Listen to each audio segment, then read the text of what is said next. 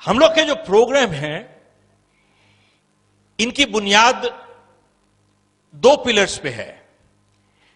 पहले तो आपसे एक सवाल पूछना चाहूंगा, कितने लोग सोचते हैं that people are our greatest asset? Please raise your hand. Not true, not true at all. साहब ध्यान दीजिएगा, people are not assets, only good people are assets, rest are all liabilities. कहीं पर भी देखिए साहब, only good people are assets, rest are all liabilities. और goodness कहीं पर भी देखें, अच्छाई हमेशा हम लोगों को सींचनी पड़ती है। Goodness always needs to be cultivated, evil happens. Anywhere. हम लोग के प्रोग्राम की बुनियाद दो है। एक, we don't have business problems, we have people problems. And when we take care of our people problems, most of our business problems are automatically resolved. How many agree with that? Raise your hand. साहब इसका answer yes है, बिल्कुल ठीक है। That's true. Absolutely. मतलब क्या है, हमें व्यापारिक प्रॉब्लम समस्याएं नहीं हैं, व्यावहारिक समस्याएं हैं। और जब हम व्यावहारिक समस्याओं को दूर कर लेते हैं, हमारी व्यापारिक समस्याएं अपने आप दूर हो जाती हैं साहब, ऑटोमेटिकली। ये एक पिलर है। और देखिए, आप कहीं पर भी किसी ऑर्गेनाइजेशन में, we are hired for our skills but we are fired for our behaviour. Yes, no? Look at this. It is so true. हम लोग को हमारे स्किल के लिए हायर किया जाता है, लेकिन फायर कर दिया जाता है अपने व्यवहार की वजह से।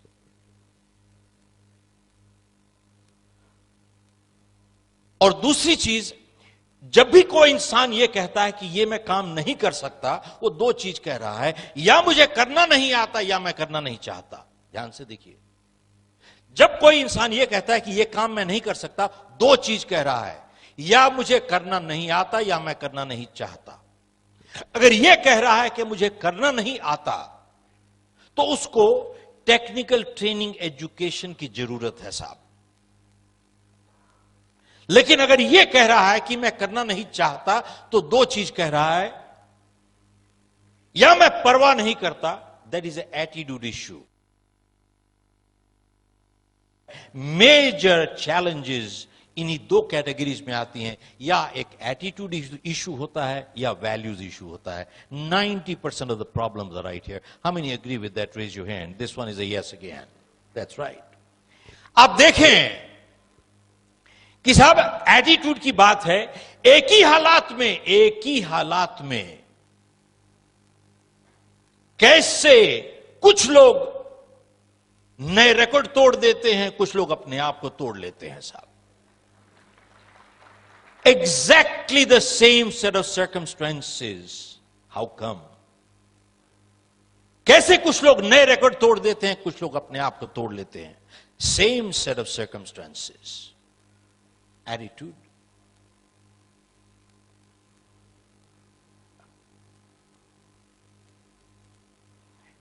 आप लोगों में से कितने लोगों ने मुझे पहले सुना है? मैं हाथ खड़ा करके बताइए तो। अच्छा, मैं इसलिए जानना चाहता हूं कि will you laugh at the same jokes, that's why. So I want to get a new, that's all, so that I want to make sure I get different set of jokes, that's it. Okay, important thing is,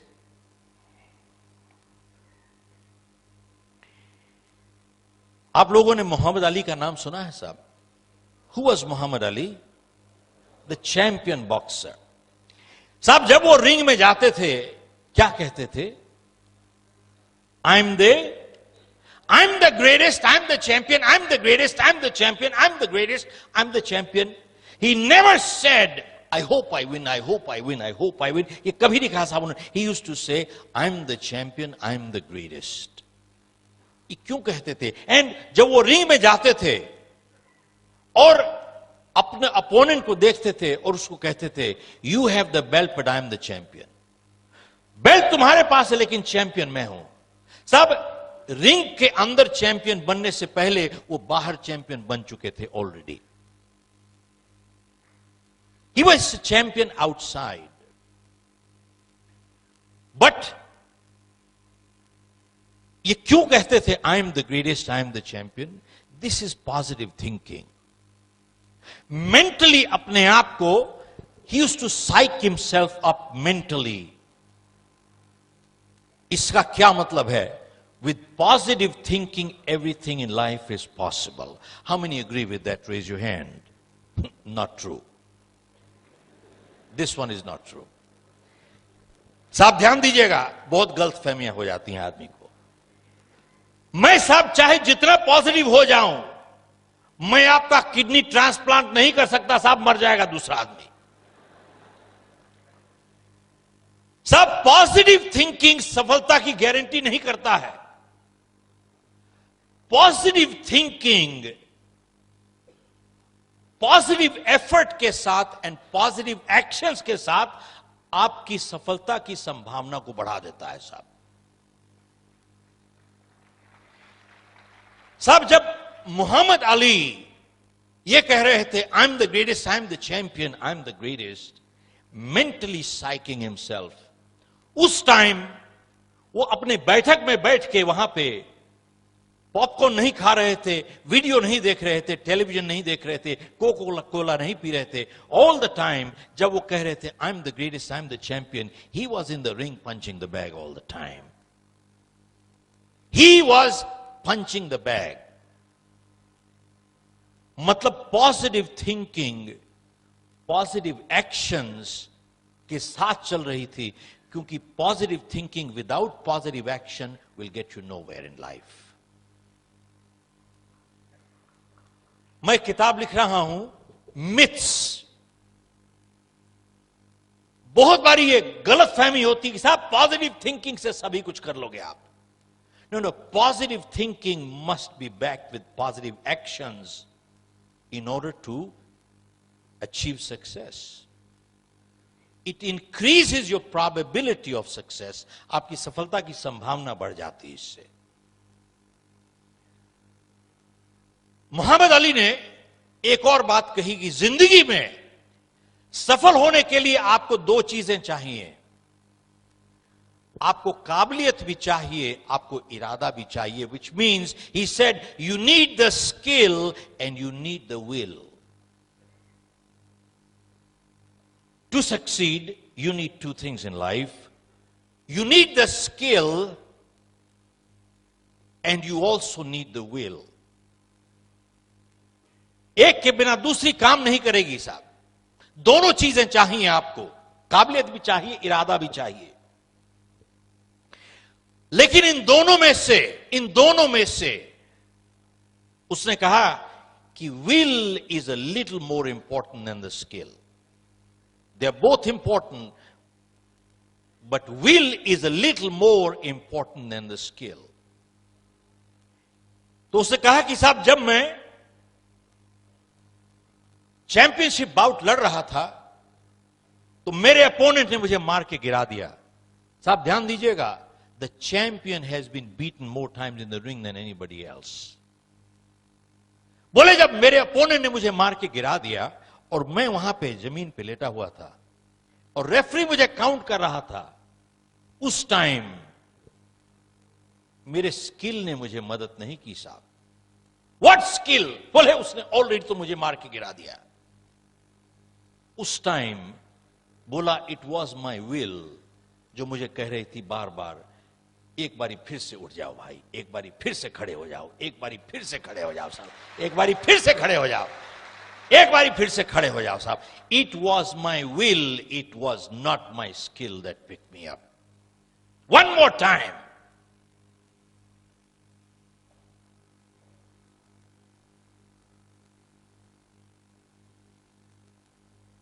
साहब आप लोगों ने Michael Phelps का नाम सुना होगा. कौन था माइकल फेल्प्स? That swimmer. कितने गोल्ड मेडल्स जीते साहब उसने? 21 या 22 जीते लास्ट ओलंपिक्स में. लेकिन इसको प्रसिद्धि कब मिली? 2008 में, जब इसने क्या किया, बेजिंग में 36 साल पुराना रिकॉर्ड तोड़ा। किसका? मार्क स्पिट्ज का। मार्क स्पिट्ज 1972 में म्यूनिक में उसने 7 गोल्ड मेडल जीते थे। वहां पे प्रेस वाले भी थे, तो किसी ने कहा कि साहब 7 गोल्ड मेडल जीत लिया आपने, must be your lucky day, must be your lucky day. तो जब मार्क स्पिट्ज ने यह सुना must be your lucky day, उसको बहुत बुरा लगा। तो उस जर्नलिस्ट को बुलाता है, कहता है तुम इधर आओ, मैं तुमको बताता हूं what luck did for me. कहता है आई वॉज इन मैक्सिको 1968। बोला मुझे मैंने 3 गोल्ड मेडल जीते। ही सेज मैं खुश था लेकिन ना खुश था। बोले मेक्सिको से म्यूनिक में 4 साल में मैंने 10,000 घंटों की प्रैक्टिस की है। और अगर आपका गणित अच्छा है, इसका मतलब है 2,500 घंटे हर साल। और गणित और अच्छा है, इसका मतलब है 8 घंटे डेली बिना एतवार के। और मार्क स्पिट्ज ने जर्नलिस्ट को कहा कि आप ऐसा कीजिए, अगले 4 साल के लिए 8 घंटे डेली पानी में बैठ जाइए, आपका जिस्म सुकड़ जाएगा। पूछता है, बोले क्या किस्मत ने मुझे जिता दिया है।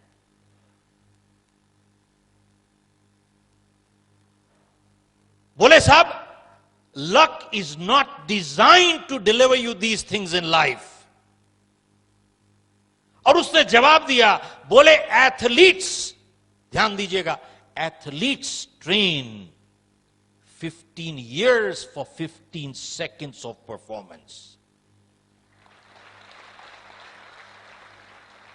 बोले साहब एथलीट्स 15 साल की तैयारी करते हैं 15 सेकंड की परफॉर्मेंस के लिए। जाके उनसे पूछिए किस्मत ने दिला दिया उसको। हमारा ऑफिस है सिंगापुर में। 3 साल पहले मैं अखबार पढ़ रहा था, 2016 की ओलंपिक्स के लिए 5 गोल्ड मेडल के लिए 3 साल पहले अखबार में लिखा था कि हम लोग तैयारी कर रहे हैं 2016 के लिए 5 गोल्ड मेडल जीतने के लिए। और उससे कितने साल पहले से तैयारी चल रही है, इमेजिन। बोले साहब एथलीट्स 15 साल की तैयारी करते हैं 15 सेकंड की परफॉर्मेंस के लिए।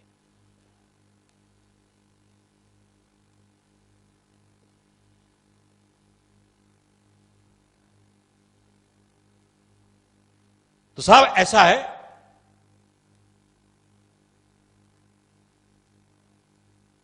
लेकिन माइकल फेल्प्स ने 8 गोल्ड मेडल जीते बीजिंग में। अब मैं यहां से हाथ देखना चाहता हूं, आप लोगों में से कितने लोगों को यह मालूम है कि 2 साल पहले ओलंपिक से 2008 से पहले माइकल फेल्प्स का हाथ फ्रैक्चर हो गया था साहब। One lady, I need to give you a gift. Come on up here. Only one person here. Look at this.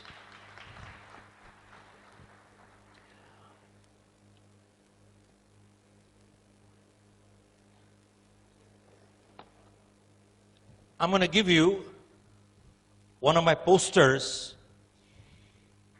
सब 35 साल पहले मैंने ये एक पोएम पढ़ी थी, इसने मेरी जिंदगी बदली। ये लिखा है don't quit. It says, when things go wrong as they sometimes will, when the road you are trudging seems all uphill, when the funds are low and the debts are high and you want to smile but you have to sigh, when care is pressing you down a bit, rest if you must but don't you quit. It says success is failure turned inside out. The silver tints of clouds of doubt. You never can tell how close you are. It may be near when it seems so far. It says, so stick to the fight when you're hardest hit. It's when things go wrong that you must not quit. Thank you very much. Thank you. Give her a hand. Look at what she said. कहती है साहब, my sister trained 10 hours per day to go for the Commonwealth Games. 10 hours a day. सब जानते हैं, लोग सफलता चाहते हैं, लेकिन सफल होने के लिए तैयारी करने की कीमत नहीं चुकाना चाहते साहब. Repeat, most people want to succeed, but very few people are willing to pay the price to prepare to succeed.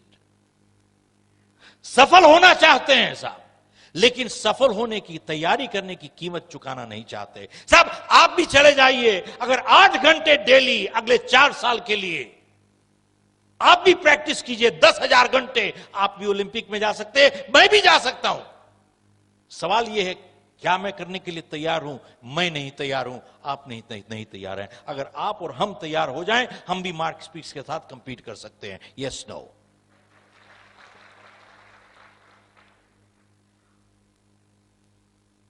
साहब, 2 साल पहले ओलंपिक से माइकल फेल्प्स का हाथ फ्रैक्चर हो गया था, और डॉक्टर ने उसको कहा कि देखिए, अब आप पानी में नहीं जा सकते. और सवाल यह है कि अगर आपका हाथ जुड़ जाए तो क्या इसमें उतनी ताकत दोबारा से आ सकती है जैसे पहले थी?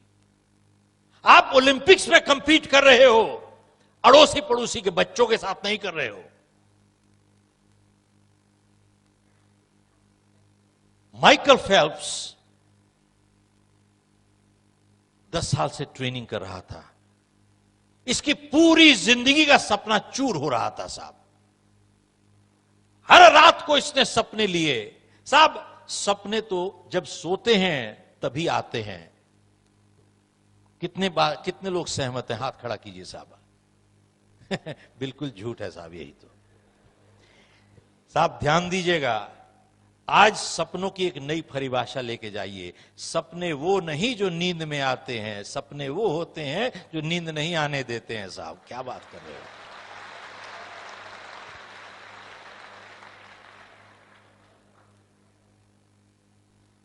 माइकल फेल्प्स ने अपनी जिंदगी का सपना देखा टूटते हुए. बोला साहब, मैं पानी में जाऊंगा, हाथ इस्तेमाल नहीं करूंगा, पांव इस्तेमाल करूंगा. साहब, ट्रेनिंग करता रहा माइकल फेल्प्स. उसके बाद 2008 में बीजिंग में इसने मार्क स्पिट्स का 36 साल पुराना रिकॉर्ड तोड़ा और 8 गोल्ड मेडल जीता साहब. ये 8 गोल्ड मेडल, और 8 में से एक इवेंट थी 100 मीटर्स बटरफ्लाई स्ट्रोक. अंदाजा लगाइए कि माइकल फेल्प्स और जो दूसरे नंबर पे आया था, कितना फासला रह गया था साहब. 1/100th of A second. एक सेकेंड का 100वां हिस्सा. अब साहब कैसे कैलकुलेट करते हैं आप कीजिएगा, मुझे आता नहीं साहब ये सब. एक सेकेंड का 100वां हिस्सा. और कहा जाता है कि जब इसका हाथ फ्रैक्चर हो गया और यह हाथ से प्रैक्टिस कर रहा और लात से प्रैक्टिस कर रहा था, इसकी लेग्स इतनी स्ट्रांग हो गई थी दैट लास्ट पॉइंट इसी ने उसको लास्ट पुश दिया साहब. लास्ट आज मैं आपसे इतने लोगों की जीवनियां जब पढ़ते हैं, आज एक सफलता की आपसे एक नई परिभाषा देना चाहता हूं आपसे. इन्हीं से सीखा हूं मैं, मेरी नहीं है ये. Success is not absence of problems, it is overcoming problems. Michael Phelps को प्रॉब्लम थी. He had a problem.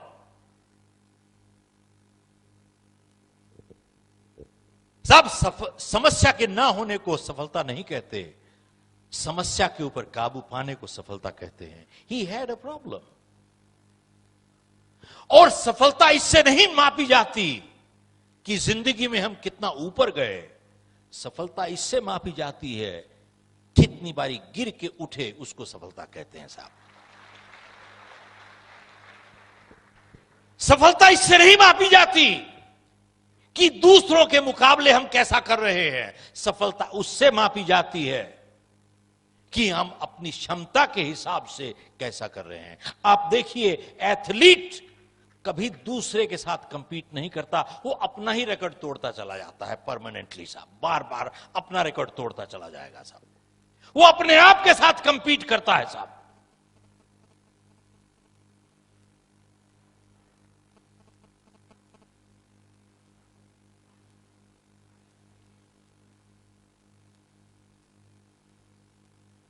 कुछ 6 महीने पुरानी बात है,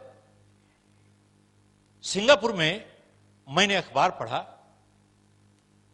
तो उसमें लिखा था कि तकरीबन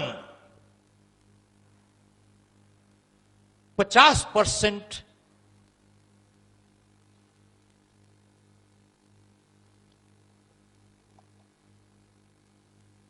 बिजनेसेस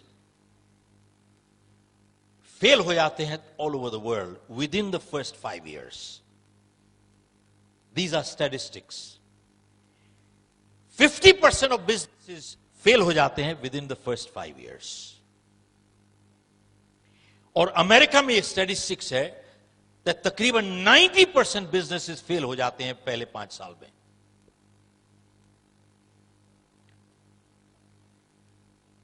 और उस आर्टिकल में लिखा था कि जिस तरीके से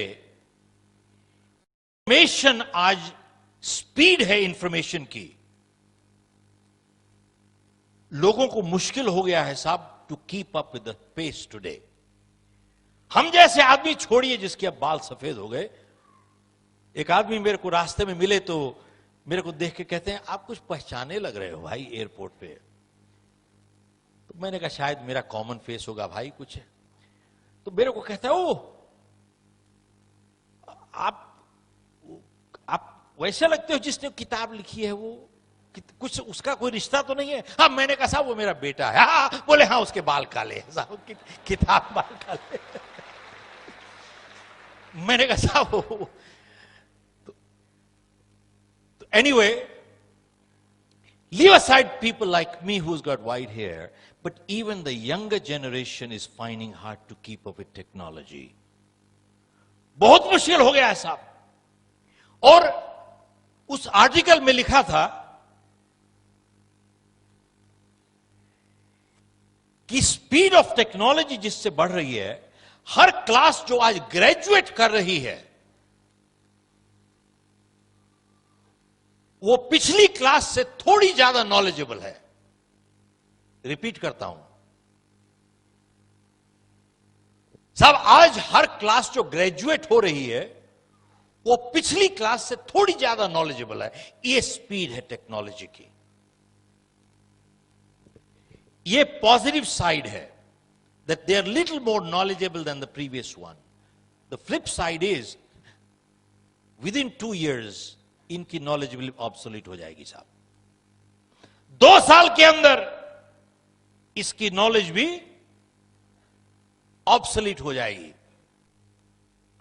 और उस आर्टिकल में लिखा था कि आने वाले टाइम में, साहब ध्यान दीजिएगा, आने वाले टाइम में सिर्फ वही लोग सफल हो पाएंगे जिनके पास 2 काबिलियत होंगी साहब.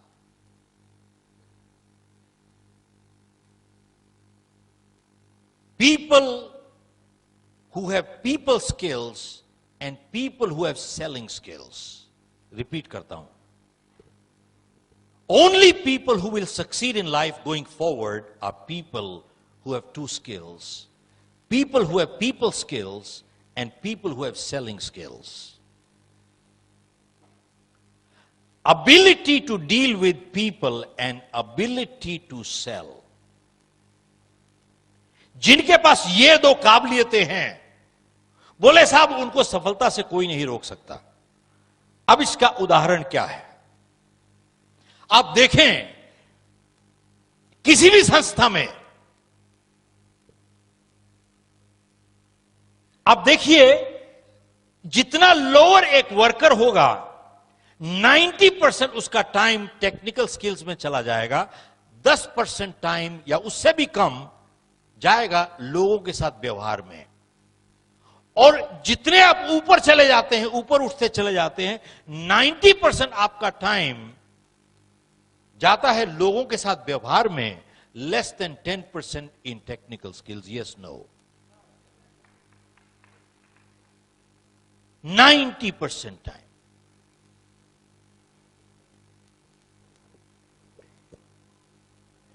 यूएस में एक लीडरशिप मीट हुई, तो वहां पे कुछ लोगों को, गिनती के लोगों को बुलाया, तो हमारे को भी बुलाया हुआ था। वहां 5 दिन की लीडरशिप समिट थी। तो वहां पे एक चीज बहुत उभर के आई कि आज की जो जनरेशन है, they are very tech savvy. सब टेक्नोलॉजी में कमाल कर देते हैं लोग। They can spend hours in front of that, what do you call it? I don't know how to call it. Thank you, monitor. हमारे टाइम में तो मॉनिटर वो डंडा लेके जो बैठते थे क्लास में, उसको मॉनिटर कहा करते थे साहब, मॉनिटर। तो साहब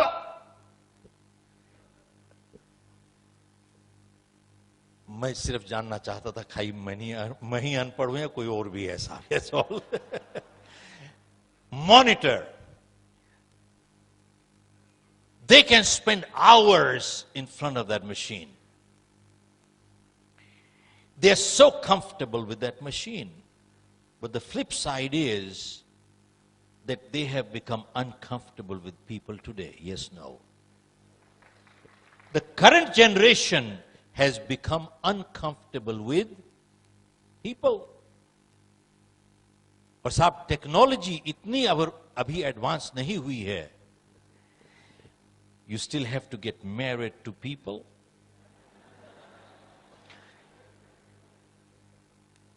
you can't have babies from computers as of now. आगे आने वाले टाइम में क्या होगा पता नहीं साहब। You have to live with people. और साहब किसी ने बहुत सही बात कही है, टेक्नोलॉजी और टेक्नीशियंस आप हमेशा पैसे के साथ खरीद सकते हो, लेकिन दुनिया में सबसे अमीर इंसान, रिश्ते उनको बनाने ही पड़ते हैं। सब टेक्नोलॉजी और टेक्नीशियंस पैसे के साथ हमेशा खरीद सकते हो आप, लेकिन दुनिया में चाहे जितना अमीर इंसान हो जाए, रिश्ते उसको बनाने पड़ते हैं साहब। इसको क्रूड लैंग्वेज में कहा जाएगा कि साहब आप कुत्ता खरीद सकते हो लेकिन पूंछ नहीं हिलवा सकते साहब।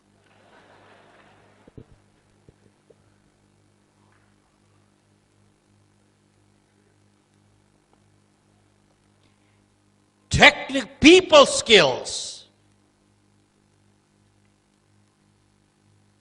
they are crucial. और दूसरा is selling skills. दूसरा इज सेलिंग स्किल्स। तो साहब हमने जब किताब लॉन्च की पिछले साल, यू कैन सेल, तो प्रेस वाले आए वहां पे और बोले कि किताब का नाम है यू कैन सेल। ये किताब लगता है सेल्स प्रोफेशनल्स के लिए है। तो मैंने उनसे वापस सवाल पूछा, साहब आप बताइए मुझे कौन नहीं बेच रहा? तो मैंने इस किताब से एक डेफिनेशन निकाल के दी, definition of a sales person by Robert Louis Stevenson. इसमें डिफाइन किया है साहब, who is a sales person. Anyone, ध्यान दीजिएगा साहब, anyone who sells a product, service, or an idea is a salesperson. Repeat. Anyone who sells a product, service, or an idea is a salesperson. Based on this definition, आप बताइए साहब कौन नहीं बेच रहा?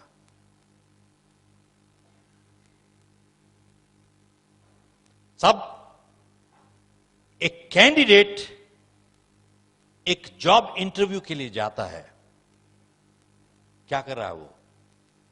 What's he doing? He's selling. साहब एक बात बताइए, a boy girl proposing to get married, what are they doing? साहब एक बात बताइए, a lawyer arguing in front of the judge for his client, what's he doing? Hello? A politician giving speeches to get votes, what is he doing? Hello? What am I doing right now? I'm also selling. Who is not selling? We are all selling. We are always selling, either for or against ourselves.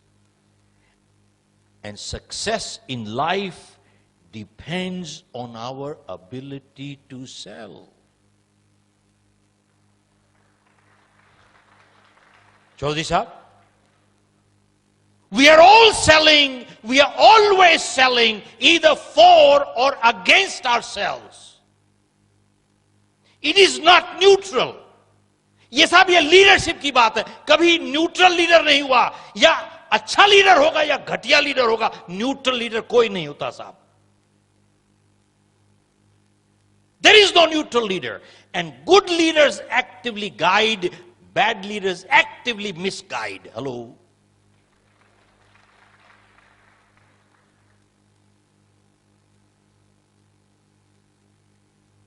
अच्छे leader guide करते हैं, bad leader misguide. Neutral नहीं होता कोई leader भी साहब.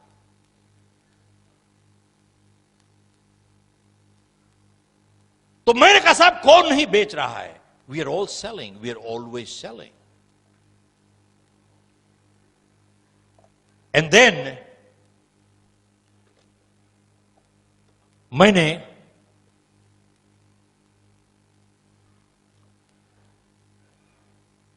उनसे पूछा, बल्कि उन्होंने मुझसे पूछा कि साहब तो सेलिंग में अगर सफल होना चाहते हैं तो आपको you need to learn the tactics of selling. In sales, if you want to succeed in life, you need to learn the tactics of selling. How many agree with that? Raise your hand. Not true. मैंने कहा साहब, in sales, you need to learn the principles of selling, not tactics of selling. Why? Because principles are based on foundation of integrity. Tactics are manipulative. बहुत फर्क है साहब. Tactics में आप manipulate करते हो, प्रिंसिपल्स जो हैं they are based on foundation of integrity. बहुत फर्क है. और फिर बोले कि साहब in selling you need to learn the tricks of the trade. मैंने कहा ना ना गलत है साहब. Professionals learn the trade, they leave the tricks to the cheats and crooks. Leave the tricks to the cheats and crooks, learn the trade. आज statistics देखिए आप. Narayan Murthy said 90% of graduates that are coming out from our colleges, whether management or engineering colleges, they are not employable. How can you employ them? और बिल्कुल सही कह रहे हैं. And about 60 to 70%, ध्यान दीजिएगा साहब, 60 to 70% of engineering graduates today end up in sales jobs and they don't know how to sell. And funny part is, जानते हैं लोग अपने आप को सेल्समैन कहने से एक शर्म आती है उनको, उनका स्टेटस गिर जाता है. बेचने जा रहे हैं, लेकिन जानते हैं क्या लोग पूछते हैं उससे क्या काम करते हैं? मैं मार्केटिंग करता हूं जी, मैं मार्केटिंग करता हूं. सेल्समैन नहीं कह सकते अपने आप को, जानते हैं शर्मिंदा महसूस करते हैं.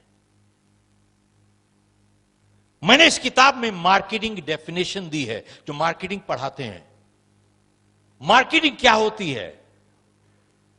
Marketing only identifies and strategizes sources of money gets no money. Only sales gets money. Are you with me?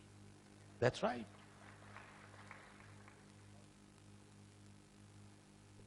Marketing तो खाली सिर्फ आइडेंटिफाई करती है, स्ट्रेटेजाइज करती है, sources of money gets no money, only sales gets money. आप साहब किसी कंपनी की प्रॉफिट एंड लॉस अकाउंट देखिए, बैलेंस शीट देखिए, सिर्फ एक आइटम प्रॉफिट साइड में लिखी होती है, क्या कहते हैं? सेल्स। और उसके अलावा हर चीज इज ओवरहेड्स। प्रॉफिट में सिर्फ एक आइटम जाती है, sales. Rest everything in the company is. साहब एक अच्छी company, good salespeople are the first to be hired, last to be fired, because they represent profit.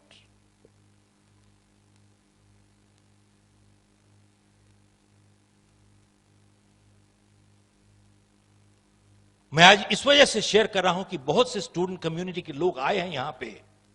We must understand कि बुनियाद क्या है साहब। What is the foundation of leadership? जानते हैं, some of the greatest leaders in the world were the greatest sales people in the world. अगर वो अपना विचार नहीं बेच सकते तो साहब वो कौन से फॉलोअर बना पाएंगे जिंदगी में? एक फॉलोअर नहीं बनेगा उनका जिंदगी में। Some of the greatest leaders in the world were the greatest salespeople in the world. They were able to sell an idea. अपना विचार बेच पाए तभी उनके पास लोग, इतनी जनता इकट्ठी हो गई साहब उनकी।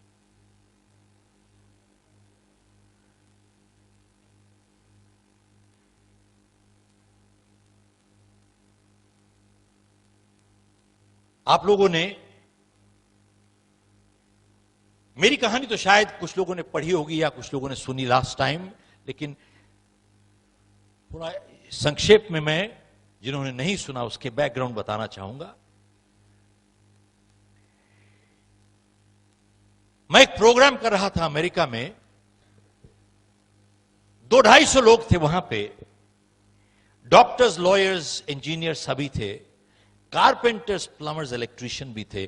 क्योंकि आज की तारीख में हर जगह पे सब लोगों को एक दिक्कत है, बोले साहब कंपटीशन बढ़ रहा है, बहुत कंपटीशन बहुत बढ़ रहा है।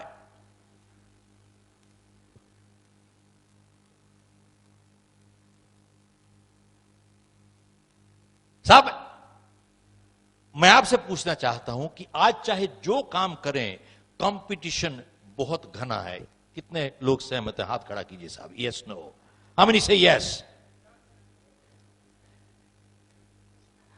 How many say no? How many are confused? अच्छा चलिए, कोई बात नहीं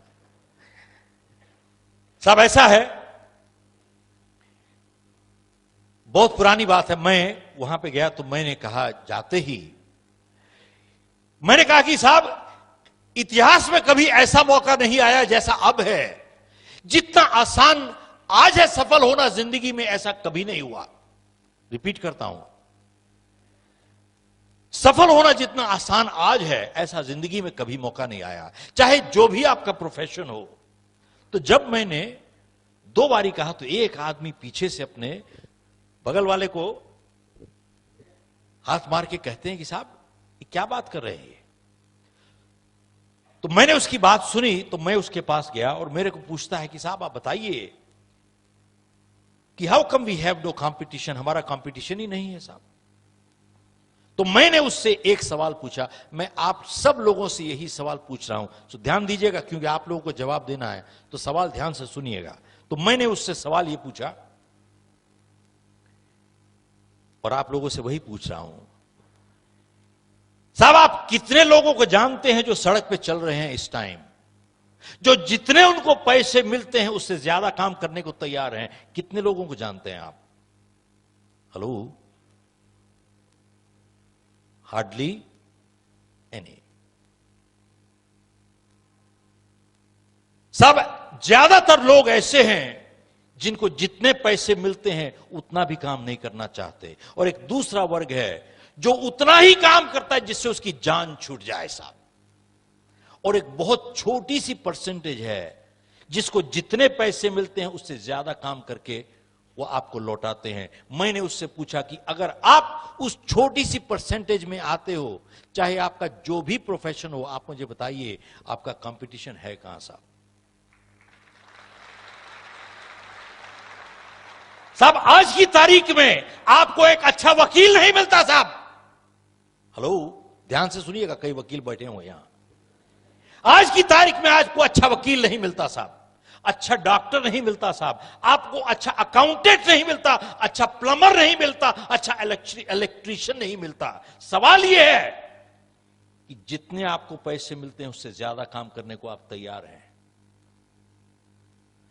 आप देखें, किसी सफल इंसान की जीवनी पढ़ें और किसी सफल ऑर्गेनाइजेशन की जीवनी पढ़ें आप, उन सब लोगों ने एक ही सिद्धांत से जिए हैं, और वो सिद्धांत है मुझे जितना मिलेगा उससे ज्यादा लौटाऊंगा अपने परिवार को, जितना मिला है उससे ज्यादा लौटाऊंगा अपनी कस्टमर को, जितना मिला है उससे ज्यादा लौटाऊंगा अपनी ऑर्गेनाइजेशन को, और जितना मिला है उससे ज्यादा लौटाऊंगा अपनी समाज को साहब।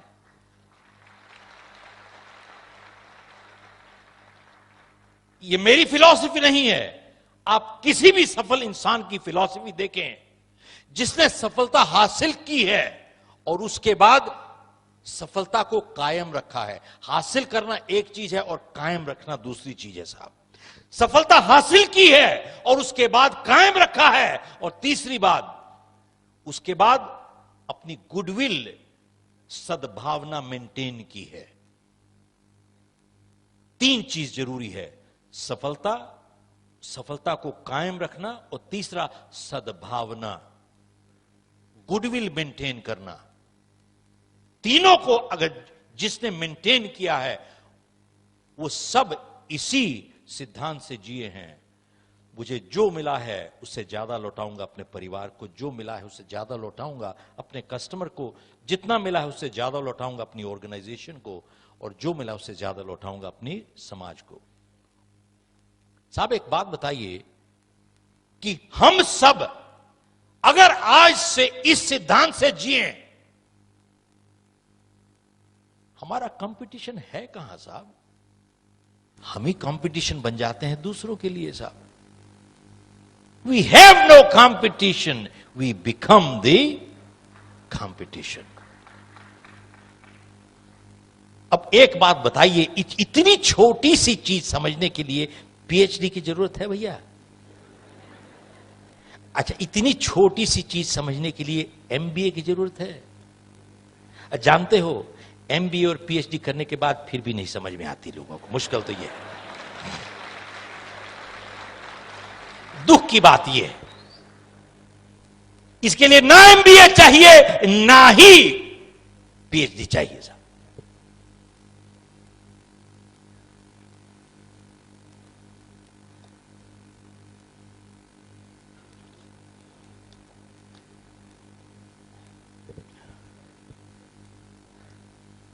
भाई साहब, आपको 1973, अब जिन्होंने पहले सुना होगा उसके लिए थोड़ा सा रिपीट होगा, बट 1973 की बात बता रहा हूं। जनवरी 1973 मुझे बहुत अच्छी तरीके से याद है। हम लोग की कोल माइंस थी इंडिया में, तकरीबन 1000 लोग काम करते थे साहब। मैंने क्रिएट नहीं की थी, मैंने इनहेरिट की थी। तो माइंस नेशनलाइज हो गई, सरकार ने सभी कुछ ले लिया साहब। अब कुछ परिवारों के पास पैसे थे, हमारे पास नहीं थे। मेरे फादर की डेथ हो चुकी थी जब मैं कॉलेज में था, और मेरी शादी को सिर्फ 4 हफ्ते हुए थे साहब। अब कुछ लोग मेरी एज का अंदाजा लगा रहे हैं साहब already, but that is okay. हर एक की अपनी अपनी कैलकुलेशन, आप कुछ बात करो, अपनी कैलकुलेशन हर एक की अलग होती है साहब। खैर, तो साहब सब कुछ चला गया। और उसके बाद हमारे घर से सामान बिकने लगा, कुछ ना कुछ टेबल कुर्सियां बिकने लगी टू गेट फूड फॉर। मुझे याद है तकरीबन 1 साल के बाद मेरी बड़ी लड़की जब पैदा हुई तो मैंने अपनी मां के कुछ लास्ट पीस ऑफ ज्वेलरी जाके बेची, क्योंकि मेरे पास 10 रुपए नहीं थे to get my daughter release from the hospital to buy milk that night. 1973 की बात कर रहा हूं आपसे। तो मैंने साहब 3 काम करने की शुरू किए, अगले 2 साल सभी में फेल हो गया। 1975 13 नवंबर को तो मैंने फैसला किया कि साहब मैं अब इंडिया छोड़ के जा रहा हूं। मैं कनाडा गया, यहां से तो टोरंटो में मेरी सिस्टर थी, उसने मुझे स्पॉन्सर किया। तो वहां पे हमने 1 बेडरूम रेंट किया, वहां पे जमीन पे सोते थे। तो मेरी वाइफ MBA है, उसने एक बैंक में जाके $600 महीने की नौकरी ली ताकि घर का खर्चा चलता रहे। और मैं साहब सूट टाई लगा के बाहर निकल जाता था। अब कोई पूछते थे कि भाई क्या काम करते हो? अब ये कहने में तकलीफ होती थी कि बेरोजगार है भाई। मैं कहता था सर इंपोर्ट एक्सपोर्ट। कोशिश की थी, ऐसी बात नहीं है। खैर साल बीत गया साहब, इंपोर्ट एक्सपोर्ट टाई लगा के घूमते हुए, कुछ इंपोर्ट एक्सपोर्ट नहीं हुई। खैर एक दिन मैं वहां से एक ट्रेड शो से गुजर रहा था, तो मेरे पीछे कनेडियन भी आ रहे थे, थोड़ा हैंडीमैन लगे, निक्कर टी-शर्ट पहने हुए। तो मेरे पास आए, मेरा नाम पूछते हैं क्या काम करते? बोले इंपोर्ट एक्सपोर्ट। तो मेरे को पूछते भाई कितने पैसे कमा लेते हो? साहब उस दिन ने होश में आया, ये सोच में आई कि भाई चाहे जितने मर्जी सूट टाई लगा लो, दुनिया 2 मिनट में समझ जाती है जेब खाली है भाई। तो मैंने उसको बोला भाई इससे तुम्हारा क्या लेना देना?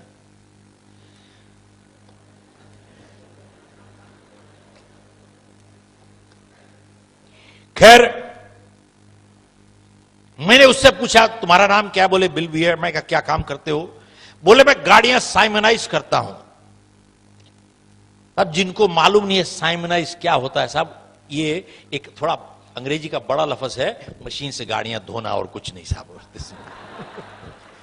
बोले गाड़ियां साइमनाइज करता हूं। मैंने कहा अच्छा, तुम्हें कितने पैसे बना लेते हो भाई? बोले कभी $40 $50। तो दरवाजे से जैसे हम लोग निकल रहे थे, जैसे कि मेरे दिमाग से उसने एकदम पढ़ लिया हो, मेरे कंधे पे हाथ रख के मुझे रोक के कहता है गाड़ियां साफ करोगे भाई?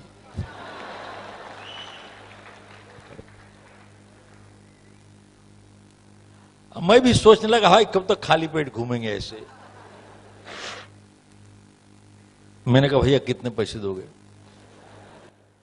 बोले $5 काटूंगा केमिकल के, बाकी बांट लेंगे आधे आधे।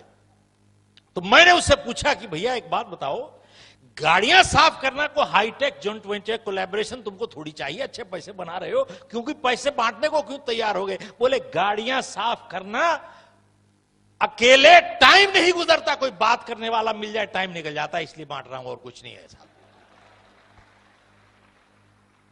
तो साहब दूसरे दिन गए, हमने गाड़ियां साफ की, $25 दोनों ने बना लिए पॉकेट में। अगले दिन $35 $30 $40, रोज थोड़े थोड़े थोड़े पैसे बनते रहे, कुछ ना कुछ खरीदते रहे साहब। तभी मैंने अखबार में एक इश्तिहार पढ़ा कि अगर आप थोड़े एक्स्ट्रा पैसे कमाना चाहते हो तो घर घर जाके वो वैक्यूम क्लीनर की डेमोन्स्ट्रेशन किया कीजिए। तो मैंने कहा साहब ये बहुत बढ़िया है साहब, दिन में गाड़ियां साफ करूंगा, शाम को घर जाके वैक्यूम क्लीनर सफा करूंगा साहब। मैंने कहा ठीक है। तो मैं भी पहुंच गया साहब, 200-300 लोग थे वहां पे, खूब मोटिवेशनल लेक्चर दिया उन्होंने और मशीन पकड़ा दी। बोले जाके घर घर जाके डेमोन्स्ट्रेशन कीजिए और हर डेमोन्स्ट्रेशन के आपको $5 मिलेंगे साहब। अब भी साहब इतने ना समझ थे, समझ ही कुछ नहीं थी। हमने यही समझा कि खाली जाके डेमोन्स्ट्रेशन करनी पड़ती है, बेचना नहीं होता साहब। तो हम अपार्टमेंट बिल्डिंग में जाते थे, वहां पे दरवाजा खटखटाते थे, कोई दरवाजा खोलता था, मैं कहता था साहब आपको वैक्यूम क्लीनर नहीं खरीदना। तो पहले तो तसल्ली हो जाती थी, खरीदना नहीं है भाई, खाली डेमोन्स्ट्रेशन करवा लीजिए, $5 मिल जाएंगे। कुछ लोग तरस खा के कहते थे आओ भाई आ जाओ आ जाओ आ जाओ, कुछ लोग बाहर निकाल देते थे। एक दिन मैं डेमोन्स्ट्रेशन कर रहा था एक इंडियन परिवार के, यहां पे हस्बैंड वाइफ सोफा पे बैठे थे, मैं जमीन पे बैठा था। तो ये सज्जन वैक्यूम क्लीनर नहीं देख रहे थे, मेरी तरफ देख रहे थे। तो मैंने उनसे पूछा कि साहब कुछ गलती हो गई? बोले ना। तो मैंने पूछा कि भैया ऐसे क्यों देख रहे हो? मेरे से पूछता है जिंदगी में कभी लाइफ इंश्योरेंस बेचा है? मैंने कहा भाई मैं वैक्यूम क्लीनर यहां पर रगड़ रहा हूं, तू बात क्या कर रहा है? पूछता है जिंदगी में कभी लाइफ इंश्योरेंस बेचा है? मैंने कहा ना भैया कभी बेचा नहीं है, ना ही बेचूंगा, क्योंकि मुझे याद है इंडिया में वो एजेंट, वो लूट, वो चुंबक आपकी लाइफ पकड़ लेता था जब तक दस्तखत ना करो साहब। तभी उसको कहते थे लाइफ इंश्योरेंस एजेंट, आपकी लाइफ पकड़ लेता था साहब। तो मैंने कहा साहब मैं जिंदगी में लाइफ इंश्योरेंस एजेंट कभी नहीं बनूंगा साहब। खैर मैंने कहा साहब मैं नहीं लाइफ इंश्योरेंस बेचूंगा। मैंने अपना थैला वाला उठाया, अपना वैक्यूम क्लीनर रगड़ा करके, $5 का काम था मेरा, चल के निकल गए। तो जब साहब सीधे तरीके से काम नहीं होता, आदमी उल्टे तरीके से जाता है। एक ही बिल्डिंग में हम लोग रहते थे और समहाउ उसकी वाइफ का परिचय मेरी वाइफ से हो गया, जान पहचान हो गई। तो उसकी वाइफ मेरी वाइफ को समझाती है कि इनको बोलिए भाई लाइफ इंश्योरेंस एजेंट बन जाए, ज्वाइन कर ले, ये बहुत अच्छा करियर है। और मेरी वाइफ भी जानती थी कि कब तक इस तरीके से काम चलेगा, गाड़ियां साफ कर करके कब तक जिंदगी चलेगी। एक फैमिली थी, आई हैड अ डॉटर, और मेरी वाइफ मेरा फेलियर रिकॉर्ड भी जानती थी, बहुत अच्छा था साहब। स्कूल में भी मैं पढ़े लिखने पढ़ाकुओं में से, बच्चों में से नहीं था। मैं तो बैक बेंचर था, जो आगे बैठते थे, पीछे से लेके रबड़ की गुलेल मारता था साहब बैठ के उनको। और साहब 8वीं क्लास में 6 या 7 सब्जेक्ट्स में से मैं सभी में फेल हो गया एक्सेप्ट 1। तो मेरे प्रिंसिपल ने बुला के मुझे कहा कि बेटा तुम एक सब्जेक्ट पे बहुत ज्यादा ध्यान दे रहे हो।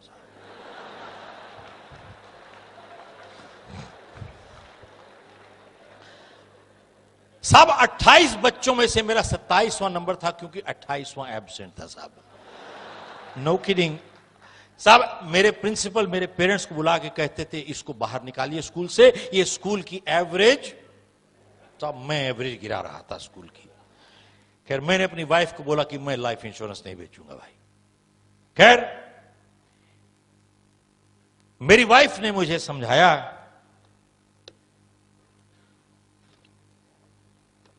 कि लाइफ इंश्योरेंस बेचने के लिए आपको एक इम्तिहान पास करना पड़ता है। बोले आप इम्तिहान पास तो कीजिए, अगर पास कर लिया तो एक चॉइस मिल जाएगी लाइफ में आपको। अभी तो चॉइस भी नहीं है भाई। मैंने कहा अच्छा ठीक है, मैं इम्तिहान में बैठूंगा लेकिन लाइफ इंश्योरेंस नहीं बेचूंगा। खैर मैंने इम्तिहान लिया, रिजल्ट आ गया और मैं क्या हो गया साहब, पास हो गए साहब। अब ये हमको अपने दफ्तर ले गए, जिन्होंने ये सारा चक्कर शुरू किया था, ले गए दफ्तर, अपने डिस्ट्रिक्ट मैनेजर से मिलाया। जैसे पहुंचे वहां पे बहुत बुजुर्ग से आदमी, बहुत तजर्बेदार मैच्योर आदमी, जैसे गया आप कंग्रेचुलेट करके हाथ मिलाते हैं, कहते हैं शेफ अगर तू लाइफ इंश्योरेंस एजेंट अभी बन जाएगा तो मैं तुम्हें एक ऑफर दूंगा और तुम्हें टाइम दूंगा सोचने का। मैंने कहा साहब बिल्कुल ठीक, दीजिए। बोले कि साहब अगर तू लाइफ इंश्योरेंस एजेंट अभी बन जाएगा तो मैं तुझे $150 हफ्ता ड्रॉ दूंगा तुम्हारे को, और तुम्हारे पास टाइम है सोचने का। बोले 30 सेकंड। मैंने कहा साहब आपने बोला था टाइम दीजिएगा, बोले अब 20 सेकंड रह गए। मैंने कहा बोले मैं बन गया साहब, मैं लाइफ इंश्योरेंस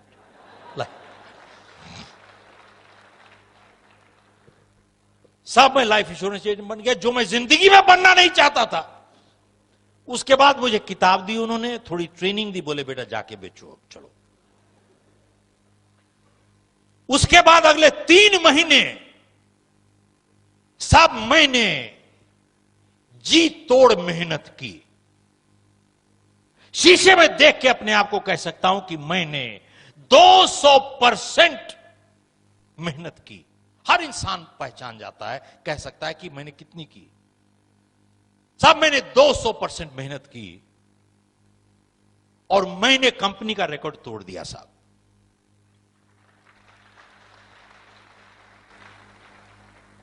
अब साहब जानिए कौन सा रिकॉर्ड तोड़ा, उसके बाद दोबारा से फिर से ताली बजाइएगा। साहब कितनी सेल मैंने की? ऑलमोस्ट 0। तो साहब मेरा मैनेजर मुझे वापस बुला के कहता है कि भाई मेरे को 35 साल हो गए लाइफ इंश्योरेंस बिजनेस में, मैंने देखा है कुछ लोग आस्ते शुरू होते हैं लेकिन तुम्हारे जैसा नहीं देखा। बोले तब मेरे को कहता है डोंट कम बैक टुमारो। बोला you are fired, get out. मैंने कहा भाई मेरी बात तो सुनो। मैंने कहा साहब मैं तो ज्यादा पढ़ा लिखा नहीं हूं, डॉक्टर, वकील, अटर्नी, अकाउंटेंट नहीं हूं मैं। I am a BCom 3rd division, failed in my 10th। I got a handicap. How do you expect performance? साहब 30 साल पहले की बात कर रहा हूं, 40 साल पहले, सॉरी। उस दिन किसी ने मेरे साथ बहुत कड़क के बात की, and I am glad he did. और उसके बाद मेरे को समझ में आई, गुस्सा नहीं था, गुस्से की वजह से वो कड़का नहीं मेरे साथ, उसको तकलीफ थी साहब। तकलीफ की वजह से वो कड़का। और मेरे को कहता है 40 साल पहले, you shut up and listen, you shut up and listen. मेरे को कहता है you don't have a handicap, you have a bad attitude. और कहता है कि तुम जैसे लोग सिर्फ अपनी जिंदगियां ही नहीं बल्कि अपनी परिवार की जिंदगियां भी बर्बाद करते हो। और कहता है जानते हो जिंदगी में हैंडीकैप किसके पास है? Doctor, lawyer, attorney, accountant, they all have handicaps in life. मैंने बोला ये तो हमने सुना नहीं कभी, बताइए how do they have handicaps? तब उसने कहा कि कहता है आप जाके देखिए दुनिया में कहीं पर भी एक वकील, इंजीनियर, डॉक्टर, अटर्नी, इन सब ने अपना क्षेत्र चुन लिया है एंड दे आर स्टक, फंसे हुए हैं साहब। वो generally true, exceptions different. They all have chosen their field, they are stuck. मेरे को कहता है तुमने तो अपना क्षेत्र चुना ही नहीं, तुम्हारी समझ में नहीं आती, दुनिया तुम्हारे लिए ओपन है, the world is open to you. तो मैंने कहा साहब मैंने तो कभी सोचा ही नहीं ऐसे। कहते now that you are fired, he said you got all the time to think. He said leave my office. साहब उस दिन मेरी अपॉइंटमेंट थी 30 मील दूर। मेरी चॉइस थी to keep or not to keep, because I knew next day I had no job. और मुझे यह भी मालूम था, I was not sure if I would get paid or not, क्योंकि हमारी हर अपॉइंटमेंट 1 हफ्ता इन एडवांस बनती थी। मैंने साहब फैसला किया कि I'll go for the appointment। शाम को 6:30 बजे मैं गाड़ी चला के जा रहा था। Having failed one after the other in my life, उस शाम को मैं इतना डिप्रेस्ड फील कर रहा था कि न जाने क्या हुआ, एकदम मैं अकेला, आई बर्स्ट आउट इनटू क्राइंग। मैं साहब अकेला रो रहा था वहां पे, गाड़ी चला रहा था। अब मेरी समझ में नहीं आ रही थी कि एक एडल्ट होने के नाते मेरे को रोटी कमानी नहीं आती है, एक परिवार है, I didn't know how to earn a living. और मैं एक के बाद एक I was failing in my life. I kept crying, kept praying. मेरी समझ में नहीं आ रही थी कि मेरी जिंदगी कहां जा रही है साहब। वो 30 मील का फासला 30 साल जैसे लग रहा था उस रात साहब। उसके बारे में आज बात करना आसान है, उस रात को आसान नहीं था। आधे घंटे के बाद मैं पहुंचा अपनी अपॉइंटमेंट पे, 7 बजे थे। मैंने अपने आप को संभाल के ऊपर गया, बेचना शुरू किया। 7 बजे मैं गया, जब तक उसने घड़ी देखी 11:30 बज चुके थे। 4.5 घंटे। इसीलिए लाइफ इंश्योरेंस एजेंट को लूट कहते हैं साहब, कोई हटता ही नहीं वहां से। मेरे को कहता है, जानते हो क्या टाइम हो गया है, मुझे कल काम पे जाना है। ये पोलाइट तरीका है कहने का कि अब जाओ आप। समहाउ उस रात को मैं जा नहीं रहा था वहां से। 11:30 बजे न जाने क्या हुआ इसको, मेरे को देख के कहता है कि भैया तुम्हारे से जान छुड़ाने के अब क्या लगेंगे। मैंने सोचा रेट पूछ रहा है। मैंने किताब खोली और इसके एज देखा, इंश्योरेंस के साथ मल्टीप्लाई किया और मैंने बोला कि साहब $27.58, $27.58। कहता है यू श्योर? मैंने कहा यस, $27 एंड। मेरे को कहता है कि 4.5 घंटे पहले क्यों नहीं बोल दिया मेरे को। चेक निकाल के $27 का चेक बना के कहता है ये पकड़ो, बाहर जाओ भाई साहब। That was one of my first sales. मैं रात को 12, साढ़े 12 बजे, 1 बजे घर आया। दूसरे दिन मैं अपने ऑफिस गया और अपने मैनेजर के पास मैंने कहा कि जो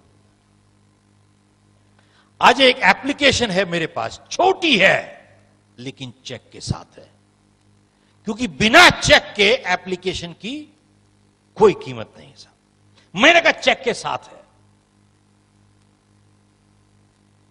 मैंने कहा भैया मुझे रहने दोगे यहां पे, क्योंकि अगर आप मुझे आज निकाल दोगे तो मुझे मालूम नहीं कहां जाना है मुझे, और खाली एक जगह मालूम है, गाड़ियां साफ करना, और मैं अब करना नहीं चाहता। मेरा परिवार है, मेरी फैमिली है।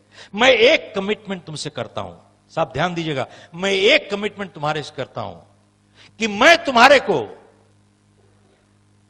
मेरी मेहनत की वजह से तुम्हें जिंदगी में कभी शिकायत नहीं मिलेगी, लेकिन मुझे आप रहने दीजिए यहां पे। मेरे को देख के कहता है शिव, तेरी छोटी एप्लीकेशन नहीं है, तेरी जिंदगी की सबसे बड़ी एप्लीकेशन है।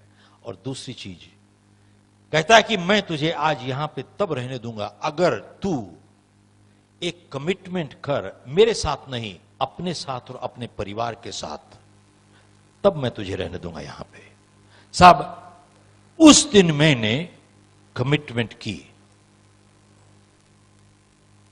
और वो मेरी जिंदगी में एक मोड़ था। हर एक की जिंदगी में कोई न कोई मोड़ जरूर आता है, यस नो, बिल्कुल। मेरी जिंदगी में एक मोड़ था वो। उसने एप्लीकेशन वापस ली और साहब उस दिन, उस साल मैंने $1 मिलियन की इंश्योरेंस बेची। अगले साल $3 मिलियन, उसके बाद $5 मिलियन, उसके बाद $1 मिलियन राउंड टेबल। आप लोगों ने किसी ने नाम सुना है साहब, MDRT? जब मैं किताब लिख रहा था तो मैंने MDRT को खबर फोन किया कि साहब मुझे बताइए कितने साल में क्वालिफाई किया था। सो दे सेड कि 4 साल क्वालिफाई किया था बिफोर आई मूव्ड ऑन। मैं अमेरिका मूव किया, गॉट इनटू 3 बिजनेसेस। 1984 में मैंने कैलिफोर्निया की एक कंपनी खरीदी, न्यू जर्सी की ऑपरेशन की, स्टार्टेड विद नो क्लाइंट्स, और मैंने अपनी कंपनी बेची है with close to over 500 clients for a decent sum. साहब मैं आपके साथ मैं आप लोगों के साथ में अपनी जिंदगी क्यों शेयर कर रहा हूं? एक, पिछले 40 साल इतने आसान नहीं गुजरे साहब। जानते हैं, लोग सिर्फ देखते हैं सफल लग रहा है, वो सिर्फ सफलता देखते हैं, संघर्ष नहीं देखते। Yes no. और जानते क्या कहते हैं?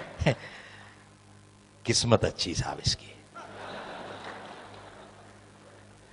आज की तारीख में मीडिया ने अगर देश के साथ गद्दारी की है, सबसे बड़ी गद्दारी मीडिया ने अगर की है, वो एक की है।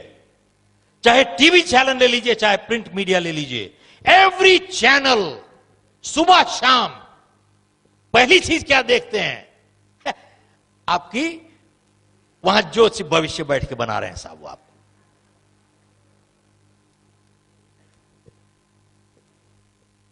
सुबह से शाम आपको वही बताते हैं। आपका क्या राशिफल है, आपका क्या चल रहा है वहां पे, आज लकी कलर क्या है, लकी नंबर क्या है। आप 5 पेपर देखिए, 5 में अलग अलग लकी नंबर दिखेंगे, 5 में अलग अलग लकी कलर दिखेंगे साहब।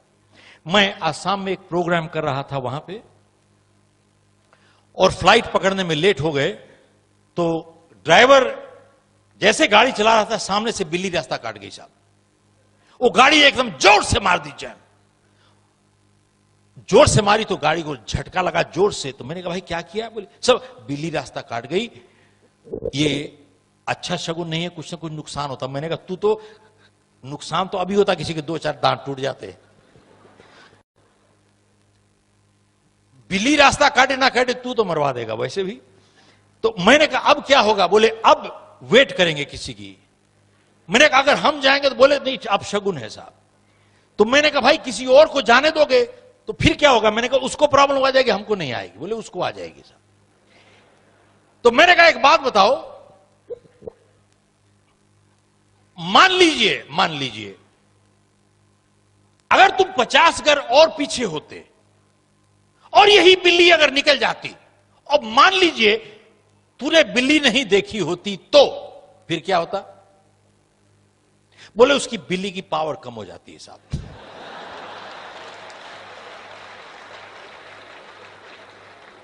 और मैंने भाई पावर कम कैसे होती है? तू बिल्ली को देखे या बिल्ली तुझे देखे? किसको देखे? ये हाल है साहब। आप अगर स्वामी विवेकानंद की जीवनी पढ़ें, स्वामी दयानंद की जीवनी पढ़ें, गुरु नानक की जीवनी पढ़ें, इन लोगों ने कभी इन चीजों पे कभी भरोसा नहीं किया साहब। पत्रियों पे, मंगलिकों पे, आप सरदारों के परिवारों में चले जाइए, कोई मंगलिक नहीं होता साहब। सरदारों के परिवारों में चले जाइए, उनकी हर शादी संडे को होती है साहब। हेलो, जानते हैं इन सब चीजों ने लोगों को कितना कमजोर बना दिया है दिमागी तौर पे। और लोग अपनी गलती का एहसास नहीं करते, खुद जिम्मेवारी नहीं उठाते। जानते हैं जितने गलत काम करते हैं उसका जवाब क्या देते हैं? साहब मेरी गलती नहीं है, मेरे ग्रह ठीक नहीं चल रहे साहब, सितारों की प्रॉब्लम है। खुद जिम्मेवारी उठाना नहीं चाहते। It is easy to blame the stars. Hello, blame the stars.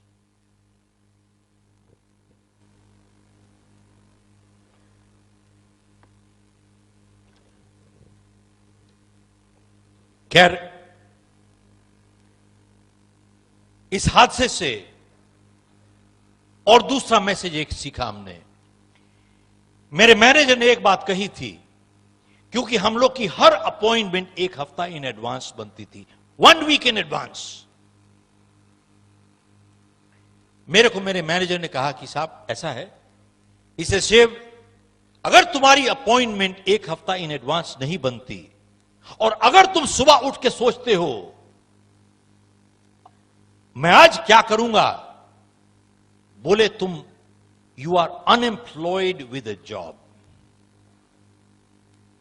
ध्यान दीजिएगा। He says if you do not have appointments made 1 week in advance, and you wake up in the morning and you start thinking, let me see what I have to do today, he said, you are unemployed with a job. And then he said, you fall into the category of people who keep working till they find a job. और फिर उसने जो बात कही, उसने कहा कि साहब आप जानते हैं, there are more people in this world who are not working than there are people who are unemployed. Repeat. दुनिया में ज्यादा लोग हैं जो काम नहीं कर रहे बजाय उनके जो अनएम्प्लॉयड हैं. There are more people who are not working.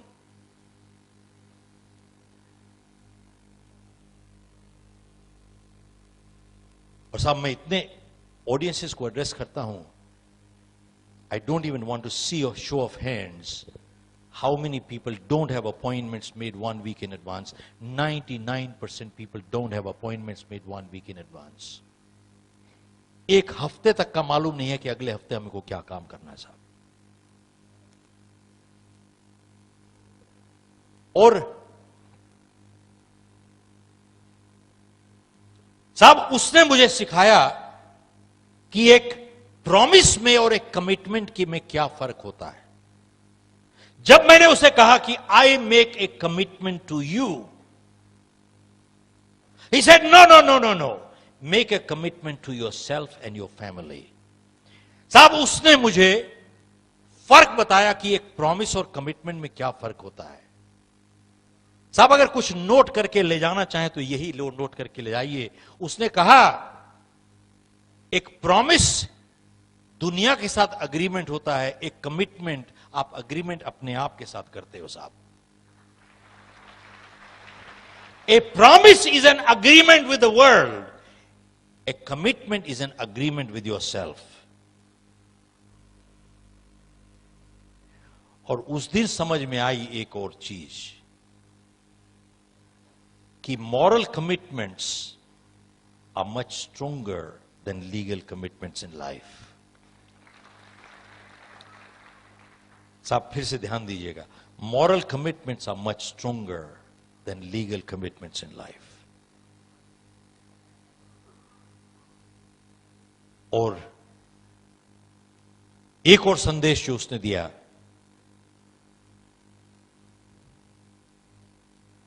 when he said, you shut up and listen to me, he got my attention. साहब मेरा ध्यान उसने खींच लिया अपनी तरफ को. He got my attention.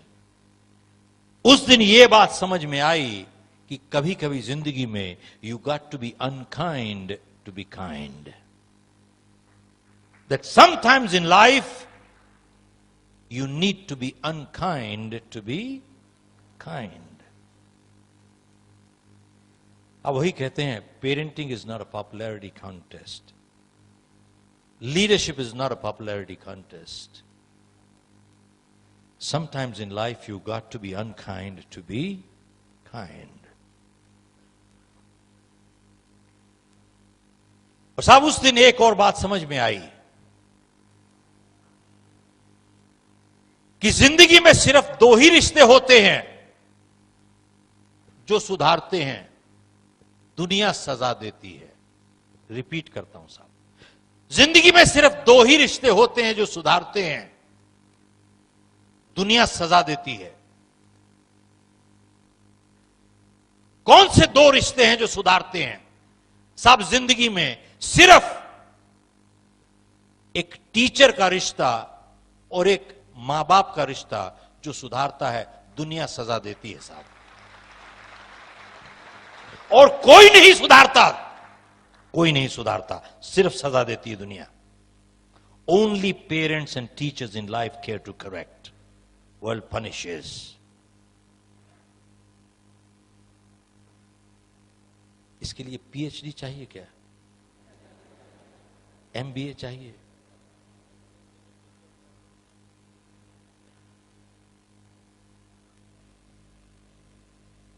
और साहब उस दिन एक और बात समझ में आई बहुत जबरदस्त, वो ये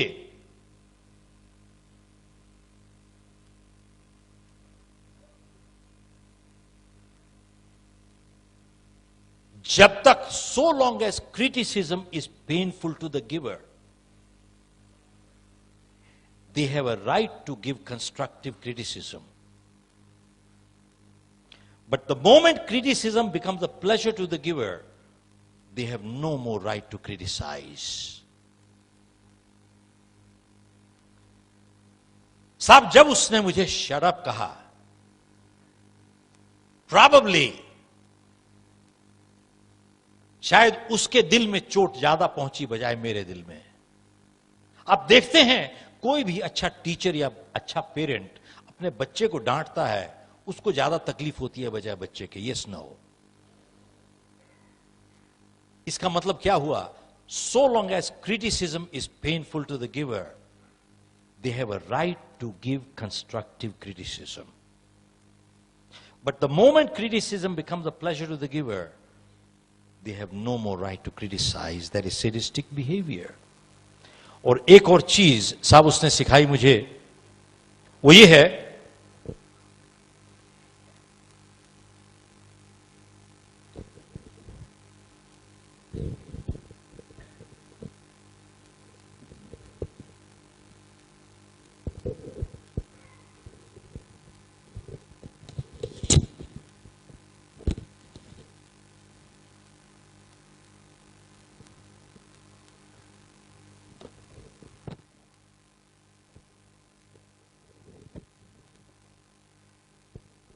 तब तकरीबन 40 साल पहले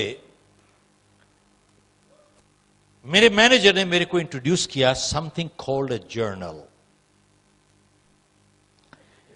उसने मुझे कहा कि शिव, तुम अगर जिंदगी बदलना चाहते हो, सिर्फ अपने अंदर 5 मिनट डेली इन्वेस्ट करो अगले 31 दिन के लिए, तुम्हारी जिंदगी हमेशा के लिए बदल जाएगी। साहब ध्यान से सुनिएगा, बहुत जरूरी चीज है ये।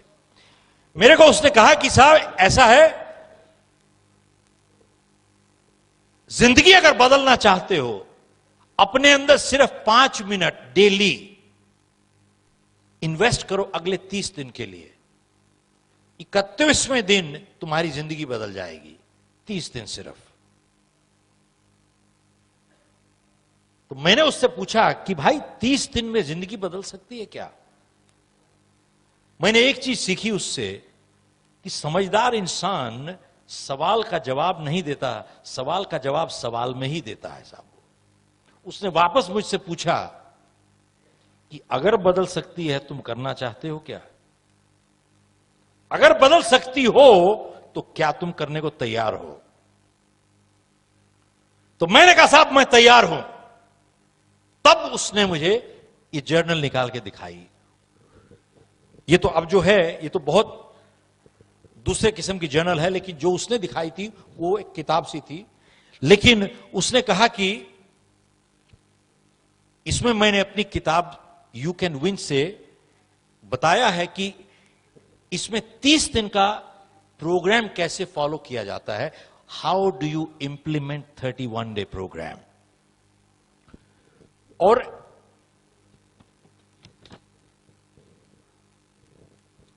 इसमें एक प्लेज है कि आप अपने आप के साथ एक एग्रीमेंट कीजिए। मेरे साथ उसने एग्रीमेंट करवाया था 40 साल पहले, मैंने साइन किया था। I am honest, I am reliable, I am a responsible person, I am a trustworthy person, I am a hard working person, I will always do and give more than what I get to my family, my organisation, my customer, my society. मैंने sign किया साहब। This is a moral agreement, it's not a legal agreement. Sign करके उसने कहा कि daily सिर्फ 4 sentences complete करो, only 4 sentences. मैंने इसमें फिल इन द ब्लैंक्स बना दिया है साहब इसको। बोले सिर्फ 5 मिनट इन्वेस्ट करो अपने अंदर 30 दिन के लिए, उसके बाद जिंदगी बदल जाएगी परमानेंटली। कौन से 4 सेंटेंसेस आपने भरने हैं डेली? एक, today I feel, write down how you feel. I feel good, I feel sad, I feel bad, whatever, write your true feelings. 2, today I have learned What have I learned? Have I learned anything? Write down what have I learned today. 3. Today I'm proud of. What am I proud of? Am I proud of anything? 4. Today I commit to improve. What do I commit to improve? Or Nietzsche, we have given a positive thoughts for every day. It says, waiting for opportunity is laziness, missing opportunity is foolishness, creating opportunity is intelligence. अगले यहाँ पे लिखा है, ability teaches us how to do, motivation determines why we do, attitude decides how well we do. आगे लिखा है, athletes train 15 years for 15 seconds of performance. There is no substitute to hard work. This is for the young people who get out from graduate school today. उनको एक चीज समझ में आ गई, don't work hard, work smart. There is no substitute to hard work. And then it says here, आप लोगों से पूछिए साहब, what is the greatest thing in the world? Television पे भी देखेंगे आप रोज सुबह प्रचारक, TV evangelists, also you ask them what's the greatest thing in the world, and they'll tell you, love is the greatest thing in the world. Love is the greatest thing. The way I see it, trust in many ways a much greater compliment than love. There are people we love but we cannot trust. Trust in many ways a much greater compliment.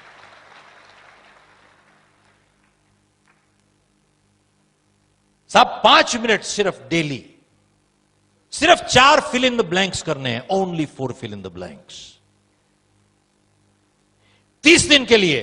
तो मैंने उससे पूछा कि साहब ये बताओ, ये 30 दिन का फॉर्मूला क्या है?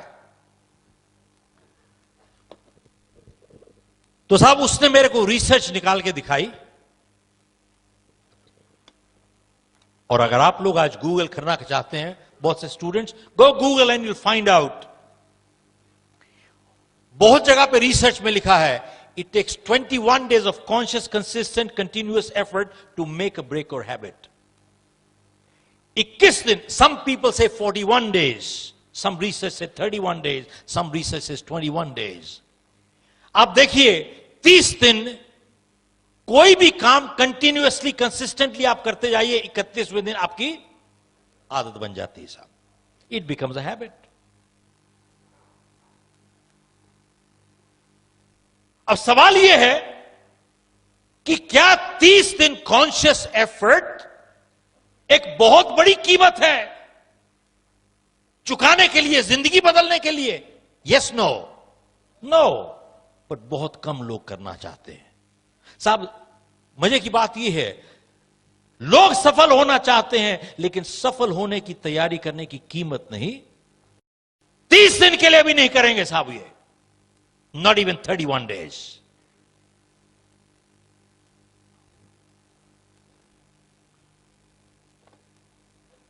Alok, I'd like to hand over this journal to you as a small little token for 30 years of Dainik Bhaskar, a 31-day program. Thank you.